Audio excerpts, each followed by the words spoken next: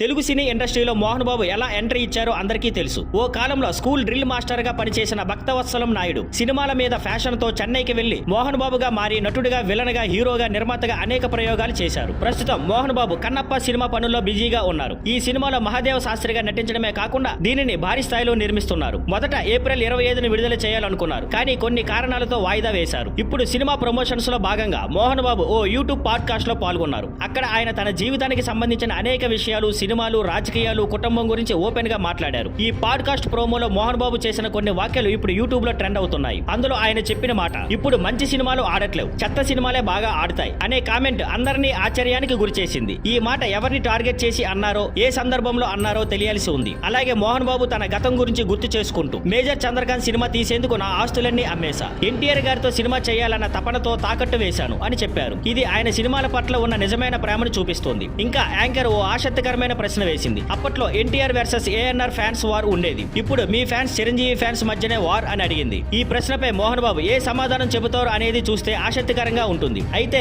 ఈ ప్రశ్న తక్కువ సమయంలోనే ట్రోలింగ్ కు దారి తీయనుందన్న అభిప్రాయం ఉంది. ఇంకా రాజకీయాల గురించి మోహన్ బాబు చేసిన వ్యాఖ్యలు కూడా చర్చకు దారి తీయవచ్చు. తన ఫ్యామిలీ గొడవల గురించి లేదా మంచు మనోజ్ వ్యవహారం గురించి కూడా మోహన్ బాబు స్పందించారా అన్నదే ఇప్పుడు అందరిలో కుర్చీ ఎక్కే ప్రశ్న. ఇటీవల మంచు ఫ్యామిలీ లోపల గొడవలు బయటకు వచ్చాయి. మోహన్ బాబు కూడా ఓ మీడియా వ్యక్తిపై కోపంగా దాడికి దిగిన విషయం తెలిసిందే. దాంతో ఆయనపై కేసు కూడా నమోదైంది. ఈ పాడ్కాస్ట్ ఫుల్ ఎపిసోడ్ విడుదలైతే మరిన్ని విషయాలు బయటకు వస్తాయో చూడాలి.